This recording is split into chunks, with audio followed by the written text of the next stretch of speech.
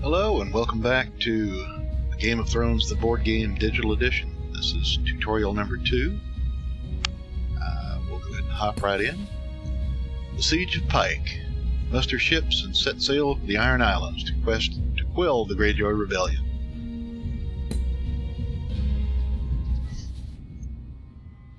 Sir Roderick Castle. The Greyjoys have declared open rebellion against the Seven Kingdoms. You have orders from the king to muster ships and set sail for Pike to defeat their leader, Lord Balon. Alright. Unlock the special version of Consolidate Power with a star icon. When assigned to a castle, the Consolidate Power order allows you to muster in its location instead of taking power.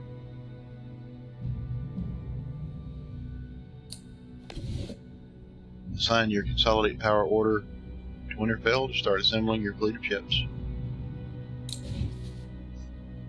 Confirmed.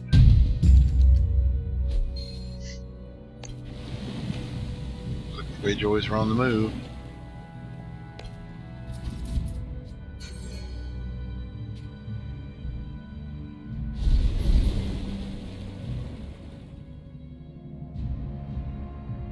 And we will muster troops.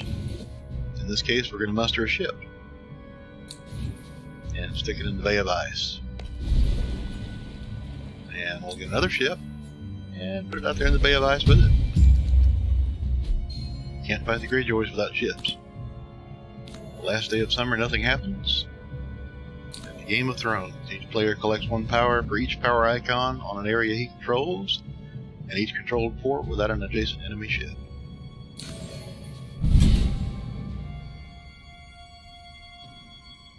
One power to House Stark. The last day of summer, nothing happens. Assign march orders to the Bay of Ice and Winterfell to continue your march towards Pike, the home of Balon's rebellion. Alright. So we want to move our ships.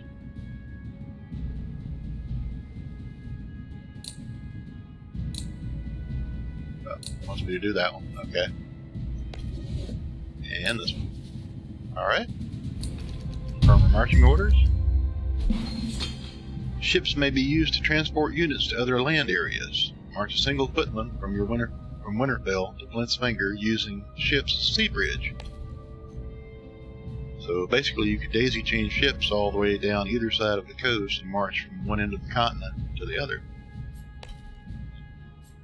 So we're going to take Winterfell. I'm going to take a single footman and attack Flint's Finger.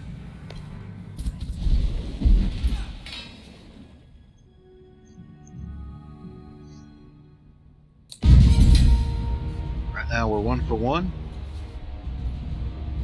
And again, you can mouse over and see what the situation is.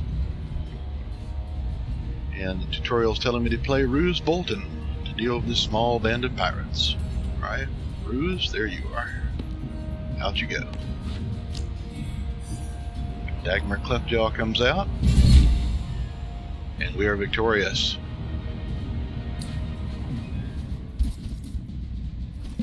House Greyjoy retreats, and we're going to sail our ships to Sunset Sea. Got to select both of them first, and here we go. Alright.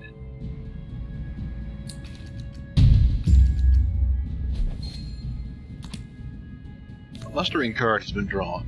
Upgrade your footman in Flint's Finger and Winterfell into knights. Alright. He gets to be a knight. And he gets to be a knight. Everybody gets to be a knight. You also need to continue growing your fleet. Use your second point of mustering in Winterfell to buy a ship in the Bay of Ice. And there she goes. The Clash of Kings bid on the 3 influence tracks. Clash of Kings has been drawn. This time we'll bid on the Iron Throne influence track in addition to the Fiefdom track.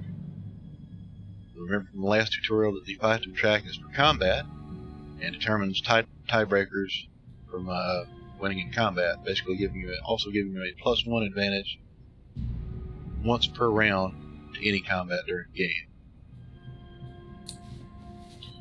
Position on the Iron Throne track determines the order in which players resolve actions. The player at the top of the track also gains the Iron Throne ability, breaking all ties outside of combat. Let's bid 3 so that we still have enough left to place a competitive bid on the Python track 2.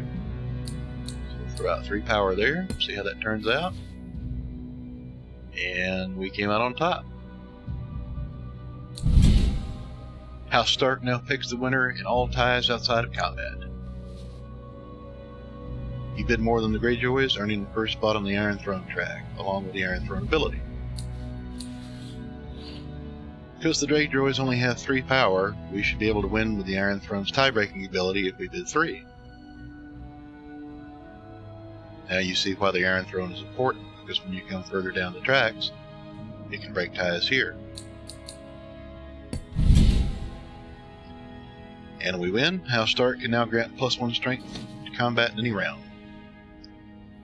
Using the Iron Throne's tie-breaking ability, you beat the Greyjoys to earn first plate on the Python track, gaining the first player ability of Valerian Steel Blade.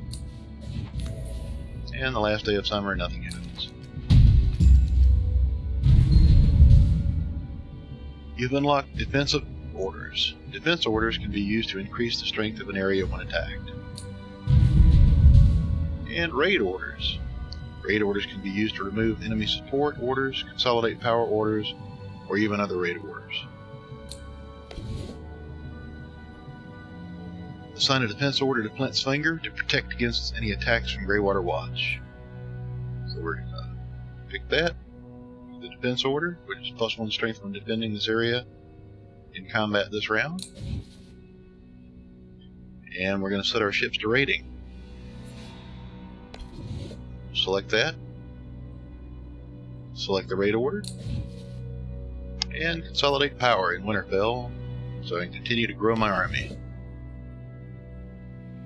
That is the special consolidate power, not the normal. Finally, assign a support order to your ship in the Bay of Ice to help protect your adjacent areas. So we're going to put the support token, which adds the strength of this unit in this area to either side of a combat and an adjacent area. Land areas cannot support sea areas. Confirm our orders. Raids are the first orders to be resolved in the action phase, followed by marches and consolidate power. Defense and support orders are resolved during combat. Sea areas are especially useful supporting raiding. Sea areas can support and raid land areas. Land areas can't support or raid sea areas. Because you were higher on the Iron Throne track, you get to raid first. Use your raid order in Sunset Sea to remove the support order in Ironman's Bay. This will prevent the enemy ships from supporting an attack in an adjacent area.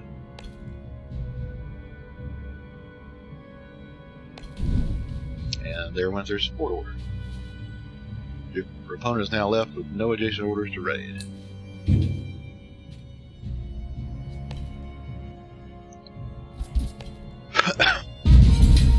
House Greyjoy attacks. We received support from our ship up here. My initial strength is 4, which is 2 for my knight, 1 for my supporting ship, and 1 for my defense order will be placed. Catelyn Stark is best used when defending. Play her to double the value of your defense order. If you have a defense order in the embattled area, your value is doubled. Catelyn comes out against Euron Crow. My defense order doubled. Flint's Finger will not fall today. You break the tie because you were higher on the Fiefdom influence track. Your opponent's footmen must retreat back to Greywater Watch routed.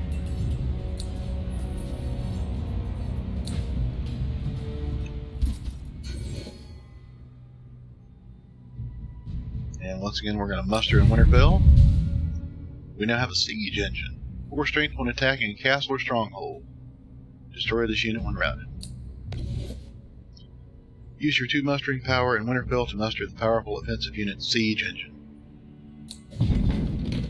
Siege engines contribute 4 strength when attacking or supporting combat against a castle or stronghold. The downside to siege engines is that they provide no strength while attacking an area without a castle, and are also useless on defense.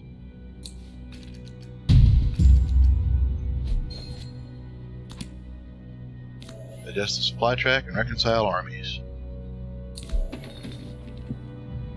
Down to 1 supply over here.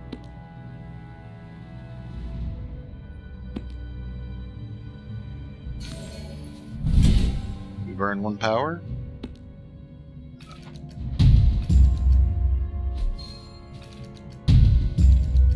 And now we're back to the action phase.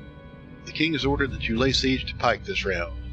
His master of ships will place your orders for you during the planning phase, but it's up to you how to resolve them. Oh boy. Okay.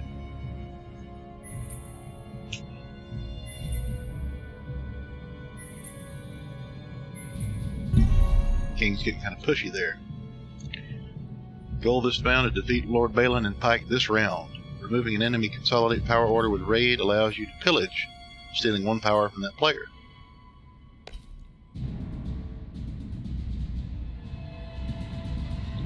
Removing an enemy. Sir Roderick Castle. Your men have their orders, sir, but they will need your expert guidance for where and when to march. Once you take Iron Man's Bay with your ships, you should be able to transport your siege engine and 2 knights to attack Pike. So, it would seem we need to go ahead and knock out their navy. We've already used this ship up here, so we're going to be fighting 2 to 2.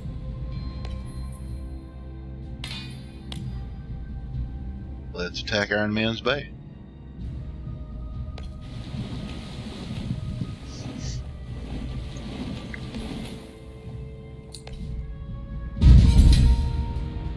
Right now we're tied up 2 to 2. This is extremely important.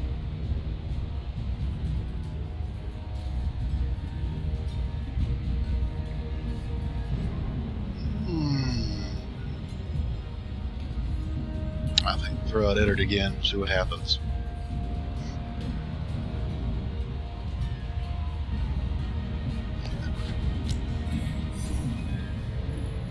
Asha Greyjoy.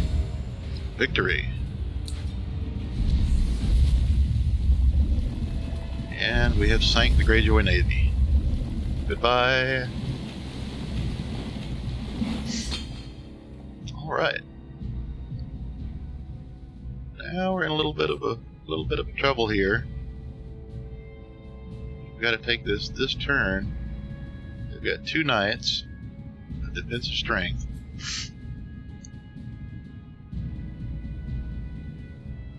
See if we can march some help down.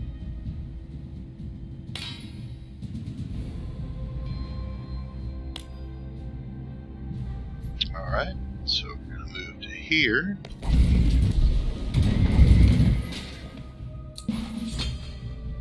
And now we're going to hopefully march all 3 of these into Pike.